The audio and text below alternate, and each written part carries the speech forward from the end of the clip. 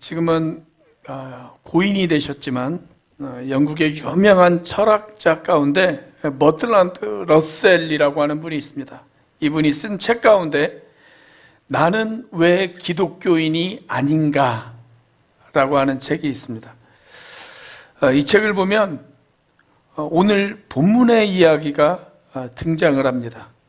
자신이 기독교인이 될 수 없는 이유 가운데 하나가 예수님이 무화과나무를 저주하신 이 사건을 언급하면서 예수라는 분이 우리가 생각하는 것만큼 상식적이고 합리적이지 않은 분 같다, 이런 이야기를 합니다.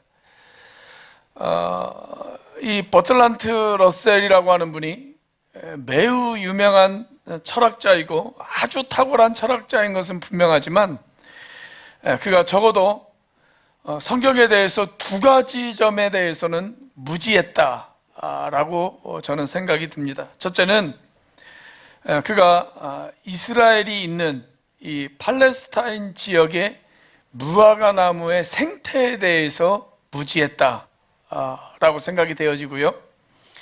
또 하나는 예수님께서 왜 이런 기적을 행하셨는지 그 의도에 대해서 무지했다, 이렇게 생각이 되어집니다. 오늘 우리가 본문 말씀을 피상적으로만 읽으면 러셀의 말이 일리가 있는 것처럼 그렇게 생각이 되어집니다. 예수님께서 배가 고프셨습니다. 그래서 무화과 나무를 보셨고 그 무화과 나무에 가까이 가셨습니다. 자, 그런데 잎은 무성했는데 그 나무에 열매가 없었다 라고 오늘 성경은 기록이 되어져 있습니다. 자, 그래서 14절 말씀에 보시면 예수님께서 그 나무를 저주하십니다. 그런데 여기 13절의 마지막 부분을 보시면 이런 말씀이 있습니다. 이는 무화과의 때가 아님이라, 이렇게 되어져 있습니다. 자, 열매를 맺을 때가 안 되어서 열매가 없는 무화과 나무가 잘못된 것입니까? 아니면 열매의 때도 아닌데 찾아가서 열매를 달라고 요구하는 예수님이 잘못된 것입니까? 자, 제가 이렇게 한번 이야기를 해보겠습니다. 예를 들어서 태어난 지 100일도 안 된 아이가 있어요. 그 아이에게 제가 가서 너는 왜 걷지도 못하고 뛰지도 못하니? 라고 혼을 냈습니다. 그러면 태어난 지 100일도 안 된 아이에게 걸을 것과 뛸 것을 요구하는 제가 잘못됐습니까? 아니면 걷지도 못하고 뛰지도 못하는 그 아기가 잘못된 것입니까? 우리가 쉽게 생각하면 러셀의 말처럼 지금 예수님이 하시는 그 행동이 상식적이지도 않은 것 같고 합리적이지도 않은 것처럼 그렇게 생각되어질 수가 있습니다. 자, 그런데 우리가 팔레스타인 지역에 있는 무화과 나무에 대해서 좀 알아둘 필요가 있습니다. 이스라엘에서 본격적으로 무화과를 추수하는 시기는 6월과 7월입니다. 그런데 6월과 7월에만 무화과를 수확하는 것이 아니라 팔레스타인의 아주 독특한 기후 덕분에 6월절이 있는 4월 달에도 무화과를 추수할 수가 있습니다. 그리고 초막절이 있는 10월까지 무화과를 추수가 가능합니다.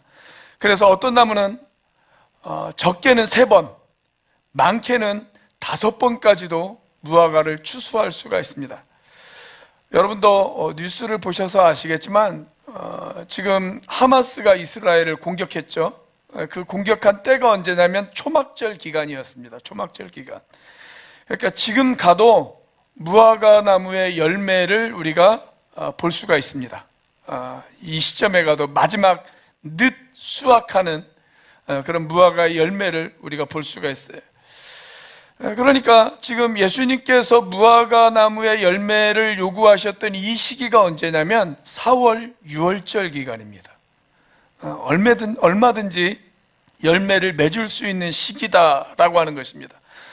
4월달, 6월절에 열리는 첫 열매, 첫 열매를 가리켜서 우리가 히브리어로 뭐라고 이야기하냐면 파게라고 그렇게 이야기합니다. 그리고 그 이후에 열리는 모든 열매를 테에나라고 그렇게 이야기합니다. 자, 한 겨울이 지나갔습니다. 그리고 6월절이 다가옵니다. 6월절이 다가오면 잎사귀가 열리기 시작합니다. 잎사귀가 열렸다라는 것은 무화과 나무에 열매가 있다라고 하는 것입니다. 잎사귀가 있으면 열매가 있습니다. 그것이 무화과 나무의 아주 독특한 특징입니다. 자, 그래서 여름을 지나면 잎사귀가 있다라고 하면 본격적인 열매를 기대할 수 있다라고 하는 거예요. 그래서 오늘 본문 말씀을 히브리어 원어를 근거로 해서 읽으면 이렇게 읽을 수가 있습니다. 멀리서 잎사귀 있는 한 무화과 나무를 보시고 혹 그 나무에 첫 열매인 파게가 있을까 하여 가셨더니 가서 보신즉 잎사귀 외에 아무것도 없더라. 이는 본격적인 열매인 테에나의 때가 아님이라. 이렇게 읽을 수가 있습니다. 11장은 6월절이 있는 4월경입니다. 6월절은 우리의 고난주간과 같이 있는 그런 절기죠. 무화과 나무에 잎이 있는 걸 보셨습니다. 그래서 예수님께서 그 무화과 나무로 가셨습니다. 잎이 있다는 건 아까도 말씀드렸지만 열매가 있다는 것입니다. 자, 그런데 가서 보니까 열매가 없습니다. 이건 정상적이지 않아요. 잎이 있으면 얼마든지 열매를 기대할 수 있지만 그 나무는 열매가 없었습니다. 그래서 예수님께서 그 나무를 저주하신 것입니다. 자, 그런데 예수님이 무화과 나무를 저주하신 것 그 자체가 중요한 것이 아닙니다. 더 중요한 것은 뭐냐면 이 사건을 통해서 예수님께서 우리에게 전달하고 싶어하는 메시지가 무엇인가 라고 하는 것이 더 중요한 것입니다. 본래 이스라엘 사람들은 메시지를 전달하기 위해서 때로는 아주 기이하고 괴팍한 행동을 하는 것으로 유명합니다. 그러니까 어떤 사람들이 매우 이상한 행동을 했다 그러면 그 행동 자체만 가지고 그 사람을 판단할 것이 아니고 그 행동을 통해서 그 사람이 전달하고자 하는 메시지가 무엇인가를 알아야 합니다. 자, 오늘 그렇다면 예수님께서 이 행동을 통해서 전달하고 싶어하는 메시지, 그 의도가 있다라는 거예요. 자, 행동을 통해서 메시지를 전달한다. 대표적인 예를 하나 좀 들어보도록 하겠습니다. 요즘 새벽마다 저희가 열왕기 상에 있는 말씀을 살펴보고 있는데요. 열왕기상 11장 29절 이하 말씀을 보면 아이랴라고 하는 선지자 한 사람이 등장을 합니다. 그런데 이 선지자가 어느 날 새 옷을 입었어요. 새로 지은 그런 옷을 입었습니다. 그 옷을 입고 누구를 만나냐면 여로보암이라고 하는 사람을 만납니다. 그런데 여로보암을 만나자마자 이 아이야라고 하는 선지자가 어떤 행동을 하느냐면 자기 옷을 찢어요. 새로 만든 옷인데 그 옷을 찢어요. 그 옷을 찢더니 12조각을 냅니다. 그리고 10조각은 여로보암에게 줘요. 아주 기이하고 괴이한 행동이 아닙니까? 새 옷을 갑자기 찢더니 그 찢은 10조각을 여로보암에게 주었습니다. 자, 이 행동을 통해서 선지자가 전달하고 싶어하는 메시지는 무엇일까요? 얼마 후에 하나님께서 나라를 남과 북으로 찢으실 것이다. 그리고 남왕국에는 2지파가 따라갈 것이고 북왕국에는 10지파가 따라갈 것이다. 그런데 당신이 그 10지파를 이끄는 왕이 되어질 것이다. 이 메시지를 전달하고 싶었던 것입니다. 그 행동을 통해서 그 메시지를 전달하고 싶었던 거예요. 한 곳을 더 살펴보겠습니다. 예레미야 27장을 보시면 우리가 흔히 눈물의 선지자라고 불리는 예레미야에게 하나님께서 매우 기이하고 괴팍한 행동을 요구하시는 장면을 볼 수가 있습니다. 하나님께서 어느 날 예레미야를 부르십니다. 예레미야야, 네 하나님. 그러자 하나님께서 뭐라고 이야기하시냐면 너 줄과 멍에를 가져다가 너의 모가지에다 메고 그리고 길거리를 돌아다녀라 그렇게 이야기를 하십니다. 여러분 한번 상상을 해보세요. 멍에는 소의 그 목덜미에다 매는 거죠. 밭을 갈 때 소의 목덜미에다 매는 그런 것입니다. 그런데 소가 하는 그 행동을 지금 예레미야에게 하라고 하는 것입니다. 얼마나 기이하고 괴팍한 행동입니까? 자, 그런데 이 행동을 통해서 전달하고자 하는 메시지가 무엇일까요? 너희들 조만간에 다 바벨론의 포로로 끌려가게 되어질 거야. 소가 끌려가듯 그렇게 바벨론으로 끌려가서 그곳 사람들을 섬기게 되어질 거야. 그 메시지를 전달하고 싶은 것입니다. 자, 이런 기이한 행동을 통해서 전달하는 메시지는 말로 전달하는 메시지보다 훨씬 더 파괴력이 있습니다. 예전에 제가 신학교에 다닐 때 기숙사에서 새벽 예배를 드려요. 기숙사생들끼리 매일같이 새벽 예배를 드립니다. 1학년 학생들은 그냥 예배에 참석하고 2학년 학생들은 기도 순서를 맡고 3학년과 4학년 학생들은 설교를 맡습니다. 한 번은 제 동기가 설교를 하는데 보통 새벽 예배 설교는요 좀 옷을 그냥 간편하게 입고 설교할 때가 많습니다. 그런데 이 친구가 아주 정장을 차려입었어요. 와이셔츠 다려서 와이셔츠 입고 넥타이 매고 자켓까지 딱 입고 그렇게 새벽 예배 설교를 열심히 하더라고요. 설교를 한참 하다가 갑자기 이 친구가 강대상 앞으로 쑥 걸어나가는 겁니다. 그런데 밑에 바지가 반바지 잠옷이었습니다. 여러분 얼마나 기이한 짓거리입니까? 그런데 이 행동을 통해서 이 친구가 전달하고 싶어하는 메시지가 있었습니다. 사람들 앞에서만 경건하고 거룩한 척 보이는 그런 목회자가 되지 말고 사람들이 보지 않는 곳에서도 거룩하고 정결해야 한다. 그 메시지를 전달하고 싶었던 것입니다. 신학교 때 제가 수많은 설교를 들었지만 제 머릿속에 가장 강렬한 기억으로 남는 설교는 바로 그 설교입니다. 자, 그렇다면 예수님께서 열매 없는 무화과 나무를 저주하신 이 사건을 통해서 저와 여러분에게 전하고 싶어하는 메시지는 과연 무엇일까요? 첫째, 예수님이 누구신지를 전달하려고 했습니다. 자, 예수님이 지금 나무에게 저주하셨단 말이죠. 나무가 마치 사람 말을 알아듣는 것처럼 예수님께서 나무에게 이야기하셨습니다.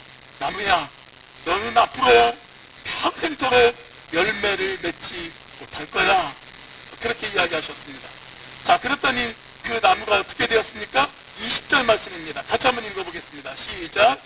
그들이 아침에 지나갈 때에 무화과 나무가 뿌리째 마른 것을 보고, 자, 어제 말씀하셨어요.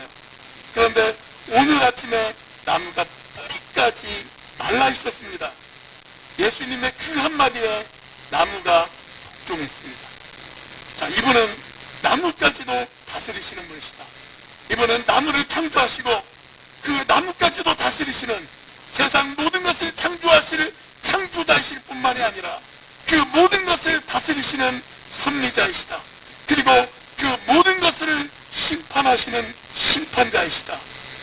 예수님께서 지금 예수님의 제자들과 예수님을 따르는 무리들에게 예수님께서 그것을 가르쳐 주시고 싶어 하셨던 것입니다. 여러분, 예수님에게 무화과 나무만 복종했습니까? 어느 날 배를 타고 갈릴리 바다를 건너가실 때 큰 파도를 만납니다. 그때 예수님께서 어떻게 하셨어요? 그 바람과 파도를 보고 예수님께서 이야기하십니다. 바다야, 잠잠하라. 그렇게 말씀하셨습니다. 그러자 바람이 잔잔해지고 파도가 그쳤습니다. 그때 사람들이 수근거리기 시작을 합니다. 도대체 이분이 누구냐? 이분이 누구시길래 바람과 바다가 순종하는가? 그렇게 이야기를 합니다. 여러분, 예수님은 그 기적을 통해서 바람을 만드신 분, 파도를 만드신 분, 그것을 만드셨을 뿐만 아니라 그것을 다스리고 섭리하시는 분, 이분은 창조자이시다. 이분은 모든 것을 다스리시는 통치자이시다. 그것을 가르쳐 주시고 싶어 하셨던 것입니다. 여러분, 그분은 세상을 창조하신 분이십니다. 그분은 세상을 다스리시는 분이십니다. 그것뿐만이 아니라 그분은 세상을 심판하시는 심판자이십니다. 여러분, 열매 없는 무화과 나무를 향해서 심판하셨던 그 예수님께서 저와 여러분들을 향해서도 심판하시지 않겠습니까? 여러분, 나를 창조하신 분이, 나를 만드신 그분이, 내가 그분이 원하고 기대하시는 삶을 살지 못한다면 무화과 나무를 심판하셨듯 저와 여러분을 그분이 심판하시지 않겠어요? 그분은 심판한 자이시다. 그 사실을 우리에게 가르쳐 주시고 싶으셨던 거예요. 제가 아는 목사님이 미국에서 목회할 때 교육관을 건축했어요. 교육관. 우리나라에도 건축 규정이, 물론 우리 교회 건축하시는 분들이 많아서 잘 아시겠지만 우리나라에도 건축 규정이 까다롭지만 미국은 우리나라보다 건축 규정이 훨씬 더 까다롭다고 그래요. 그래서 뭐만 하면 그냥 와서 검사를 해요. 기초공사하면 와서 검사하고, 바닥 세우면 검사하고, 벽 세우면 검사하고, 콘크리트 갖다 부으면 또 와서 검사하고, 지붕 올리면 검사하고, 아무튼 한 공정이 맞춰질 때마다 와서 계속 검사를 한다고 합니다. 그러니까 이분이 그런 검사를 받으면서 제일 신경 쓰는 게 뭐냐면 설계도대로 되어졌는가 하는 거예요. 설계도대로 되어졌는가. 와가지고 이 부분은 설계도대로 되어지지 않았네요. 그 말 한마디 나오면 돈이 얼마를 들였든지 간에 다 필요 없어요. 때려 부시고 새로 시작해야 돼요. 새로 시작해야 돼요. 타협도 안 통해요. 매물도 안 통합니다. 여기 설계도대로 안 되어졌네요 라고 하면 그 부분 싹 헐고 다시 시작해야 되는 거예요. 그 이야기를 들으면서 이런 생각을 해봤습니다. 우리 인생을 다 살고 어느 날 저와 여러분이 주님 앞에 섰을 때 만약 주님께서 너는 내가 설계한 대로 살지 않았네 라고 이야기를 한다면 여러분, 우리가 얼마나 부끄러울까요? 그날 우리가 얼마나 주님 앞에 부끄러운 인생이 되어질까요? 나를 창조하시고 나를 다스리시는 분, 그런데 내가 그분의 의도대로 살지 못했을 때 그분은 나를 심판하실 수도 있는 분이다. 물론 그 심판은 내가 지옥에 간다는 이야기가 아닙니다. 우리는 이미 예수님을 믿고 구원받은 사람입니다. 그러나 우리의 상급에 대한 심판은 있습니다. 상급에 대한 심판. 여러분, 그분은 나를 심판하실 수 있는 심판자이기도 하십니다. 이 사실을 믿으시고 심판자 되시는 주님을 기억하시는 저와 여러분들이 되시기를 주님의 이름으로 축원합니다. 자, 예수님께서 이 사건을 통해서 전달하고 싶어하는 메시지는 과연 무엇일까요? 두 번째로, 내용 없는 종교 생활을 경고하려고 하셨습니다. 내용이 없는, 그래서 껍데기만 남아있는 종교 생활에 대해서 예수님께서 경고하시고 있는 그런 말씀이십니다. 우리가 구약 성경을 쭉 읽다 보면 이스라엘 민족을 상징하는 대표적인 나무들이 있어요. 이스라엘 민족을 상징하는 나무들, 가장 대표적인 나무가 바로 무화과 나무입니다. 그리고 가끔 포도나무도 등장하고요, 가끔 어린 자녀들을 축복할 때는 감람나무나 그런 나무들을 이야기하기도 합니다. 감람나무, 즉 올리브 나무를 이야기하는 것이죠. 그 나무를 이야기할 때도 있어요. 그런데 이스라엘 민족을 상징하는 가장 대표적인 나무, 그 중에 가장 대표적인 나무는 역시 무화과 나무입니다. 무화과 나무. 오늘 본문의 무화과 나무는요, 잎사귀는 있었어요. 그런데 뭐가 없었습니까? 열매가 없었습니다. 열매가 없었어요. 잎은 무성한데 열매가 없었어요. 그 모습이 당시 이스라엘 민족의 신앙 상태와 똑같았다라고 하는 것입니다. 껍데기는 있었어요. 그런데 내용은 없었어요. 잎은 있었지만 열매가 없었어요. 사랑하는 여러분, 이것이 과연 이스라엘 민족만의 이야기일까요? 어쩌면 오늘 저와 여러분들을 바라보시면서 이야기하시는 주님의 음성은 아닐까요? 예배는 드려요. 와서 열심히 예배는 드립니다. 찬양도 잘 따라합니다. 설교도 잘 듣습니다. 가끔 졸기는 하지만 그래도 아멘 아멘 하면서 잘 따라합니다. 그쯤 되면 누가 봐도 수준이 있는 어느 정도 일정 수준의 종교 생활은 하는 것입니다. 그런데 여러분, 그건 다 형식입니다. 다 형식이에요. 여러분, 종교의식이 곧 신앙생활은 아닙니다. 우리가 예배 드리고 찬양 따라서 하고 설교 잘 듣고, 여러분, 그게 신앙이 아니에요. 그 사람이 신앙 참 좋다라고 이야기할 수 있는 사람은 아닙니다. 그건 그냥 종교생활을 잘하는 거예요. 종교생활을 잘하는 거. 신앙생활을 잘하는 것은 아닙니다. 우리가 이것을 혼돈하면 안 됩니다. 자, 그러면 종교생활이 신앙생활이 되려면 어떻게 해야 할까요? 자, 예배를 잘 드렸어요. 예배를 드리는 것도 중요합니다. 그것이 중요하지 않다는 것이 아니에요. 예배를 잘 드리는 것도 참으로 중요해요. 그런데 그것보다 훨씬 중요한 것은 뭐냐면, 내가 예배를 드렸기 때문에 이제는 내 삶이 어떻게 달라지는가, 이게 더 중요한 것입니다. 그러니까 여러분, 오늘 우리가 이 자리에 모여서 예배를 드리지만 신령과 진정으로 드리는 참된 예배를 드린 사람, 이 자리에서는 모릅니다. 내가 이 자리에서 지금 눈물을 흘리고 기도하고 그랬다고 해서 야, 이 사람이 정말 진정한 예배를 드렸어라고 말할 수 없습니다. 여러분, 그 사람이 정말 신령과 진정으로 예배를 드렸는지 언제 알 수가 있어요? 이 예배당 밖을 나가는 순간부터 그때 알 수가 있는 거예요. 그때 알 수가 있어요. 내가 은혜를 받았다면, 내가 하나님의 영광을 경험하고 임재하심을 체험했다면, 이 예배당 밖을 나가면서 그래, 내가 이제는 말씀대로 살아야지, 내가 하나님께서 나에게 주신 이 말씀대로 살아야지, 이 말씀을 내가 가슴에 새기고 이 말씀대로 내 삶 가운데 실천하며 살아야지, 그렇게 결단하고 나가는 사람, 그리고 그렇게 행하는 사람, 그게 신앙생활이에요. 그게 신앙생활. 예전에는 말도 막 함부로 했습니다. 그런데 그 사람이 이제는 말도 가려서 합니다. 예전에는 다른 사람을 배려하지 않고 자기 마음대로 살던 사람이 다른 사람들을 배려하기 시작합니다. 이런 변화가 나타나는 것, 여러분, 그게 신앙생활이라는 거예요. 집에 돌아가셔서 여러분들은 여러분들의 남편, 여러분들의 아내를 어떻게 대하십니까? 은혜 받은 사람답게 내가 나에게 주신 아내를 내가 소중하게 생각해야지. 때로는 미운 행동도 하지만 내 남편을 그래도 내가 사랑해야지. 내 가정을 말씀 위에 세워야지. 내 자녀들을 위해 내가 기도해야지. 이런 변화가 나타나는 것, 여러분, 이게 신앙생활이라는 거예요. 내일 아침 직장에 출근해서 그래, 주님께서 나에게 주신 이 직장에서 내가 빛과 소금의 역할을 다해야지, 나에게 주어진 일에 최선을 다해야지, 이렇게 각오하고 결단하는 것, 여러분, 그게 바로 신앙생활입니다. 그것이 알맹이고 그것이 내용입니다. 그런데 만약 그것이 없이 잎사귀만 있다, 그러면 주님께서 저와 여러분들을 바라보시면서 무엇이라고 이야기하실까요? 너는 매일같이 잎사귀만 만드는구나.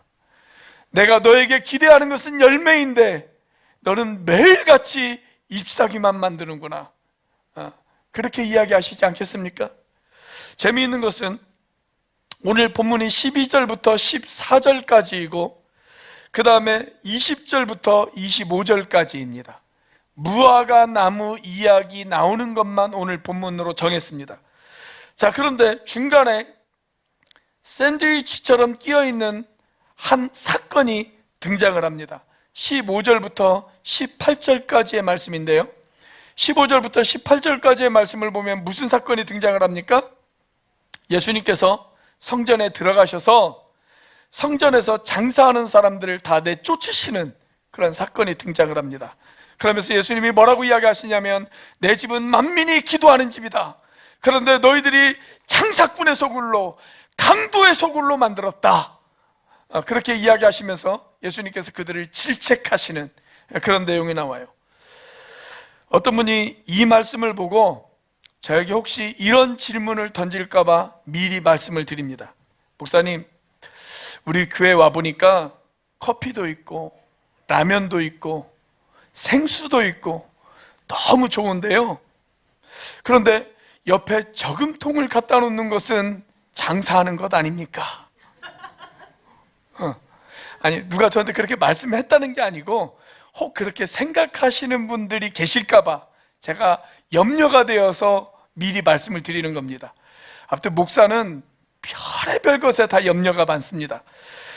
여러분, 장사에 가장 중요한 게 뭐예요? 이윤을 남기는 거죠. 이윤을 남기는 것. 자, 그런데 우리 교회는 이런 것을 통해서 이윤을 남기는 사람이 한 명도 없습니다. 오히려 손해만 봅니다. 오히려 손해만 봐요. 이것은 철저하게 두 가지 차원에서 하는 거죠. 하나는 뭐예요? 교인들을 섬기기 위한 차원에서 하는 겁니다. 섬기기 위한 차원에서. 그리고 또 하나는 사역의 차원에서 하는 것입니다. 가끔 택배기사 아저씨도 오셔서 라면을 드시고 가십니다. 여러분, 누가 합니까? 수년 후에 그분이 라면값 갚겠다고 예수 믿을지 누가 알겠어요? 그렇죠? 만약 우리가 어떤 이익을 바라고 이런 일을 한다면, 그리고 어떤 이익을 바라고 우리가 선교관을 빌려주고 그런다면, 여러분, 그것은 장사하는 겁니다. 장사하는 거예요. 지금 예수님 당시에 예루살렘 성전이 바로 그 일을 했습니다. 여러분, 그 당시에 사람들이 제사를 드리러 오기 위해서는 제물을 가지고 옵니다. 자, 그런데 제사장이 제물에 트집을 잡습니다. 하나님 앞에 드리는 제물은 어떤 제물만 드릴 수가 있습니까? 흠없는 제물만 드릴 수가 있습니다. 그런데 제사장이 제물에 트집을 잡아요. 그러면서 이야기합니다. 자, 여기에서 조금만 더 가시면 아주 좋은 제물을 파는 사람이 있습니다. 거기 가서 제물을 사오시면 됩니다. 그렇게 이야기를 합니다. 자, 그리고 나서 그 이익을 제사장과 상인이 나눠 갖는 겁니다. 자, 외국으로 나간 유대인들이 있습니다. 이미 바벨론의 포로 생활을 오래 했기 때문에 포로 생활에서 해방이 되었음에도 불구하고 돌아오지 않는 그런 유대인들이 있어요. 그런 유대인들을 가리켜서 우리가 디아스포라 유대인이라고 이야기합니다. 흩어진 유대인들, 외국에 나가 있는 유대인들. 그런 유대인들도 명절이 되어지면 예루살렘을 방문합니다. 예루살렘에 방문해서 헌금하고 싶어요. 그런데 사용하는 돈이 외국 돈이란 말이죠. 헬라에서 사용하는 돈, 외국 돈이에요. 자, 헌금을 하고 싶은데 제사장이 이야기합니다. 외국 돈 안 받아요. 그러니 저기 환전소에 가셔서 성전에서 사용하는 돈으로 바꿔오십시오. 그렇게 이야기합니다. 자, 환전을 하려면 웃돈을 줘야 합니다. 그래서 환전을 해서 옵니다. 그러면 그 이익을 제사장과 환전소의 상인이 나눠 갖는 겁니다. 여러분, 제사장들이 지금 입으로는 하나님 앞에 제사를 드리고 있지만 밤낮 생각하는 것, 그게 뭐예요? 머릿속에 돈만 가득한 겁니다. 발음을 잘 들으셔야 합니다. 똥이 아닙니다. 머리에 돈만 가득합니다. 돈만 가득했습니다. 여러분, 성전이 지금 이 모양이에요. 제사장이 지금 이 모양입니다. 그러니 신앙생활이 제대로 되겠습니까?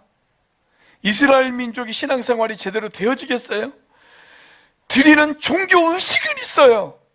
그런데 신앙생활이 없어요. 신앙이 없어요. 껍데기는 있어요. 그런데 알맹이는 없어요. 잎은 무성해요. 그런데 열매는 없어요. 그래서 지금 마가가 의도적으로 무화과 나무 이야기 사이에 이 성전 정화 이야기를 끼워 넣은 것입니다. 여러분, 이런 비슷한 상황이 오늘 우리에게도 얼마든지 일어날 수 있다라고 저는 믿습니다. 오늘 우리는 예배를 드리고 있지만 우리의 삶이 얼마나 달라지고 있습니까? 오늘 저는 우리 오늘교회 지체들이 종교의식보다는 신앙생활에 더 관심을 갖기를 원합니다. 형식보다는 내용이, 껍데기보다는 알맹이가, 잎사귀보다는 열매에 더 관심이 있는 저와 여러분들이 되어지시기를 주님의 이름으로 축원합니다. 그래서 우리의 삶에 변화가 일어나고 하나님이 기뻐하시고 원하시는 그 열매를 내어드릴 줄 아는 저와 여러분들이 되시기를 주님의 이름으로 축원합니다. 자, 예수님께서 이 메시지를 통해서, 이 사건을 통해서 전달하고 싶어하는 메시지 무엇일까요? 세 번째로 열매 맺어 쓰임받기를 권면하려고 이 사건을 예수님께서 행하신 것입니다. 여러분, 무화과 나무는 시각적으로 별로 아름다운 나무가 아니죠. 또 건축이나 아니면 가구를 만드는 일에 요긴하게 쓰일 수 있는 그런 나무도 아닙니다. 그렇다고 해서 꽃이 예쁜 나무도 아닙니다. 우리가 흔히 무화과 나무를 없을 무자에 꽃화자를 써서 꽃이 없는 나무다라고 그렇게 생각하기 쉬운데 아닙니다. 무화과 나무도 꽃이 있습니다. 그런데 그 꽃이 열매가 곧 꽃입니다. 열매가 꽃이에요. 그래서 무화과 나무는 딱 한 가지의 목적으로만 존재합니다. 그 목적이 뭡니까? 열매입니다. 열매를 위해서만 존재하는 것, 그것이 바로 무화과 나무입니다. 저와 여러분들이 존재하는 목적, 하나님의 백성들이 이 땅에 존재하는 단 하나의 목적이 있다면 그 목적이 무엇일까요? 열매를 맺기 위해서 존재하는 것입니다. 우리 그리스도인들이 이 땅에 땅을 딛고 살아가는 오직 단 하나의 유일한 목적, 그것은 꽃에 있지 않습니다. 우리는 꽃을 위해 사는 인생이 아닙니다.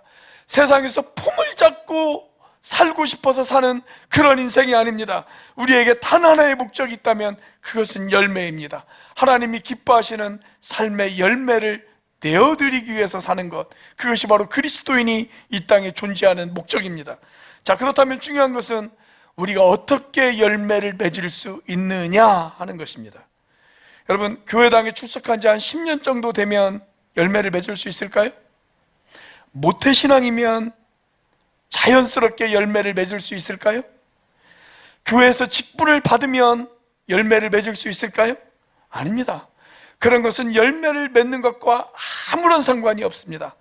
오히려 교회 생활에 연륜은 늘어나는데 열매 없이 살아가는 사람들이 얼마나 많이 있습니까?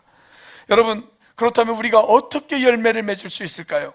그것을 알려면 반대로 왜 열매를 맺지 못하는가를 알면 됩니다. 여러분, 왜 열매를 맺지 못할까요?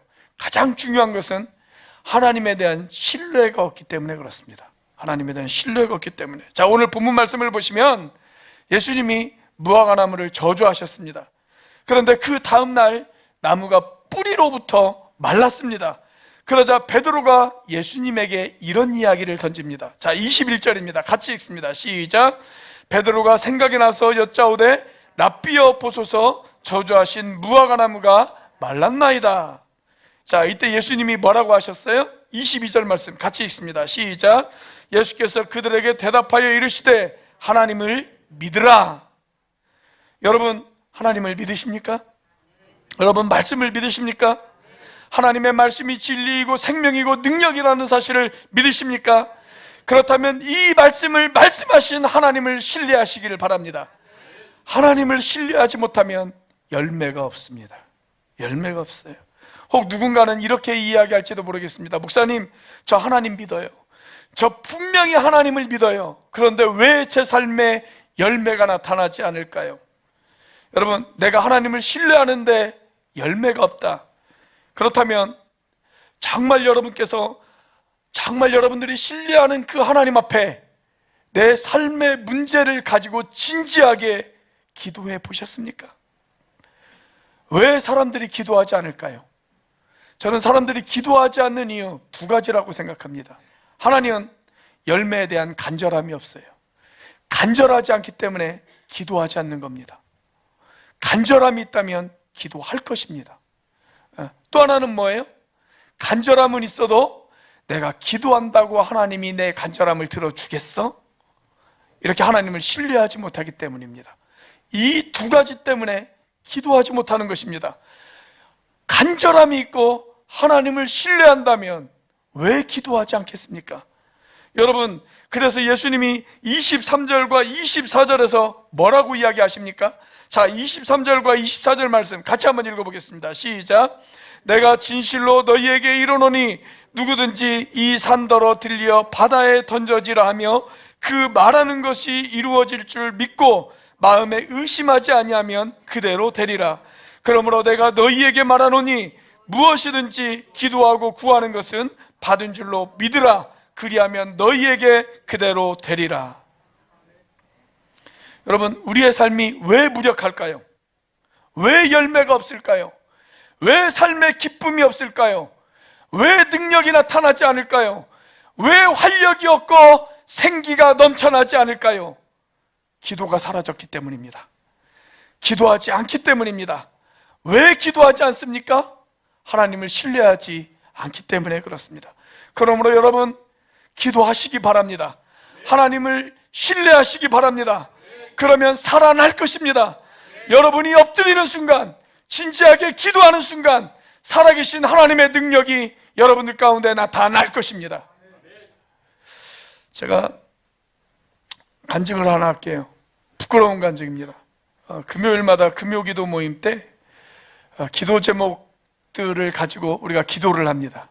몇 분이서 같이 금요일마다 모여서 기도를 하는데요, 우리 고건사님이 우리 배병환 형제님 기도 제목을 내놓으셨어요. 곧 직장에서, 예전에 다니던 직장에서 이제 그만두시고 새 직장을 구하는데, 이왕이면 전공을 살려서 병원에서 일할 수 있는 직장이 구해졌으면 좋겠습니다. 기도해 주세요. 그렇게 기도 부탁을 내리셨어요. 근데 제 속으로 기도를 하면서도 제 속으로 어떤 생각이 드냐면, 연세가 이제 깼는데 어느 병원에서 써줄 수 있을까? 기도하면서도 의심했습니다. 기도하면서도. 근데 다음날 전화가 왔어요. 목사님, 병원에 취직했어요. 하나 더 이야기할까요? 그 가정교회 목사님 중에 사랑의 교회 목사님이 계세요. 근데 목사님 사모님이 갱년기가 아주 심하셔서 얼굴이 막 이렇게 부으셨어요. 엄청 부으셨어요. 며칠 동안 고생을 하셨대요. 그래서 목사님 기도해 주세요 그러시는 거예요. 그래서 거기 가정교회에 있는 목사님들끼리 같이 머리에 손을 얹고 안수해서 같이 기도를 했습니다. 다음 날 전화가 왔어요. 싹 가라앉았다는 거예요. 싹 가라앉았어요. 며칠 동안 고생했는데. 서귀포 열방 제작교회 목사님이 계십니다. 박재우 목사님이라고. 이분이 당 수치가 400이 넘어갔대요. 그래서 사람이 복시현상이 보여요. 사람이 2사람, 3사람이 보여요. 목사님, 목사람의 속사람과 겉사람이 다 보여요. 그렇게 이야기를 하시더라고요. 사람이 막 겹쳐서 보이는 거예요. 당이 너무 높이 올라가니까. 기도해 주세요. 이분이 선교여행을 가야 되는데, 며칠 뒤에 선교여행을 가야 되는데 그 상태로는 못 간대요. 근데 병원에 가보니까 그 복시현상이 가라앉으려면 적어도 6개월 이상은 필요하다. 6개월 이상은 치료를 받아야 된다. 저 곧 있으면 가야 되는데, 선교여행을 가야 되는데 기도해 주세요 그러시더라고요.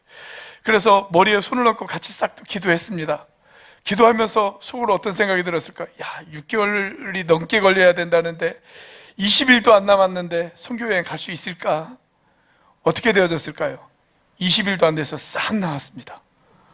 선교여행 잘 다녀왔다고 이야기하시는 거예요. 그러면서 저희끼리 한 말이 있습니다. 목사의 기도를 목사가 제일 안 믿어. 여러분, 기도하시기 바랍니다. 기도하시기 바랍니다. 기도하면 능력이 나타납니다. 믿고 하나님을 신뢰하시고 기도하시기를 바랍니다. 자, 어떤 분들은 이렇게 말할지도 모르겠어요. 목사님, 제가 열심히는 아니지만 그래도 기도하려고 애를 쓰는 때도 응답이 없습니다. 만약 그렇다면 어쩌면 여러분들의 기도가 막혔는지도 모릅니다. 기도가 막혔을 수도 있습니다. 이게 무슨 말이냐? 기도의 통로가 막혔을 수도 있어요.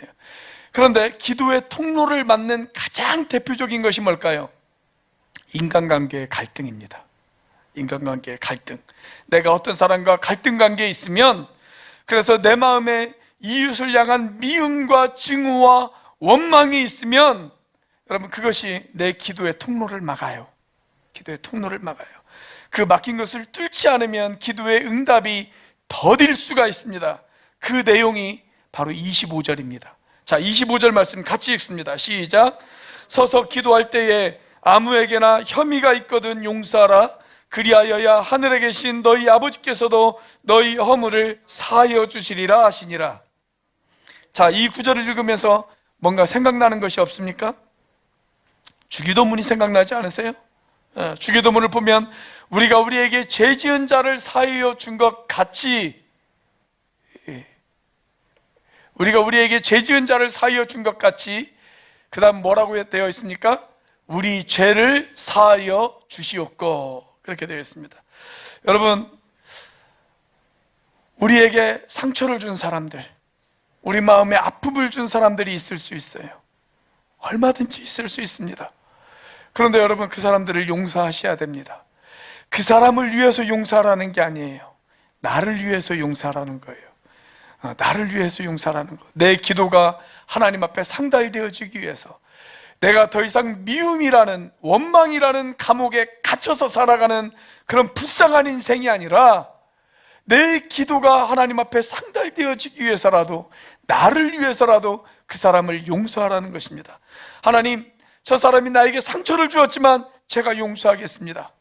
여러분, 미움을 포기하고 용서가 시작되어지면 하늘의 문이 열릴 것입니다.